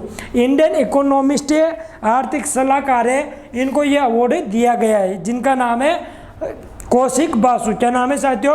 कौशिक बासु। और मुझे एक बात बता दो आप, एक सेकंड, ये केके शैलजा है, ये केके शैलजा क्या है मुझे ये बता दो, ये केके शैलजा क्या है? तो ये केके शैलजा आप याद है आपको, इनको टॉप थिंकर का अवार्ड मिला था। किसका अवार्ड मिला था? टॉप थिंकर का अवार्ड दिया गया था। श्याम सुंदर जानेको ने, ये श्याम सुंदर जानेको 17 मई को विश्व जो रोकथाम दिवस मनाते हैं, इसमें राजस्थान के अंतर्गत पर्यावरण के अंतर्गत क्या किया गया था? इनको अवार्ड दिया गया था, पर्यावरण से संबंधित अवार्ड दिया गया था। चलते हम बात करते हैं इसमें। तो नेक्स्ट क्वेश्चन की हम बात करते हैं इंपॉर्टेंट क्वेश्चनों में। हाल ही में 51वां दादा साहब फाल्के पुरस्कार मिस्टर रजनीकांत को दिया गया। किनको? मिस्टर रजनीकांत को यह पुरस्कार दिया गया। छत्तीसगढ़ वीरानी पुरस्कार किसे दिया गया? ये दूती चंद जी को दिया गया। और दूती चंद जी क्या है? तो ये एक धाविका है। क्या है साथियों? दूती चंद एक धाविका है। इनको छत्तीसगढ़ वीरानी पुरस्कार दिया गया है। हाल ही में एशिया पर्यावरण प्रवर्धन पुरस्कार किसे दिया गया है? तो ये सुष्मिता लेंका जी को दिया गया है। सुष्मिता लेंका जी को ये पुरस्कार दिया गया है, एशिया पर्यावरण प्रवर्धन पुरस्कार का।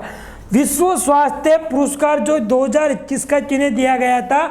तो शकुंतला मैडम को दिया गया था। मैंने कितनी बार आपको बता दिया कि विश्व जो बात करते हैं खाद्य पुरस्कार की हम बात करते हैं, शकुंतला हरक सिंह तिलस्टेट को, किन्हें? शकुंतला हरक सिंह तिलस्टेट को ये पुरस्कार दिया गया था। और 2020 का किन्हें दिया गया था? तो 2020 का दिया गया था साथियों मिट्टी के लाल रतन लाल को। किन्हें?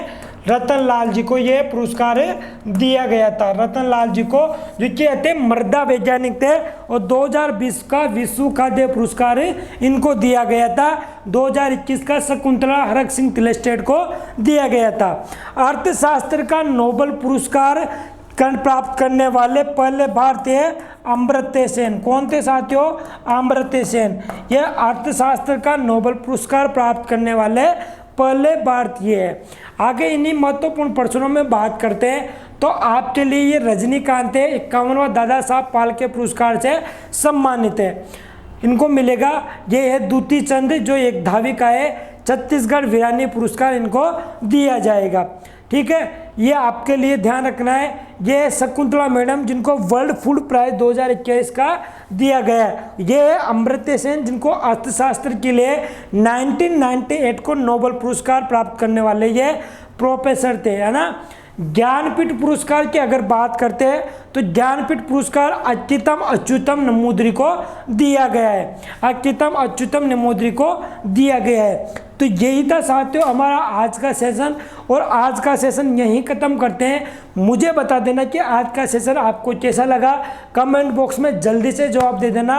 और सभी साथियों के साथ शेयर कर देना सेशन जिनको भी पता नहीं है। PDF में सेंड कर दूंगा, सबको आप एक बार कंटेंट शेयर कर देना और बता देना आपको कंटेंट कैसा लगा और पढ़ने में मज़ा आया नहीं आया। संपूर्ण जानकारी जो भी उपलब्ध होती है सारी चीज़ें आपको उपलब्ध कराने की कोशिश की जाती है। तो आपका प्यार है, सपोर्ट ऐसा बना रहना चाहिए। सभी साथियों को शेयर कर देना। नोटबुक में नोट नहीं किया है तो नोट कर लेना। और हैंड रिटन नोट्स पढ़ने में अलग ही मज़ा होता है। तो आपको ये सारी चीज़ें ध्यान रखनी है। थैंक यू साथियों। Love you all. Bye bye. Take care.